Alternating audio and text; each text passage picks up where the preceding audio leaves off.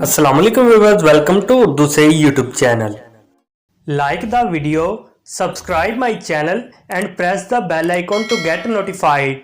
नाम है ताइबा। ताइबा नाम के इंग्लिश में स्पेलिंग बनते हैं TAIBA। ताइबा नाम का इस्तेमाल लड़कियों के नामों में होता है। ताइबा नाम लड़कियों के लिए मखसूस है।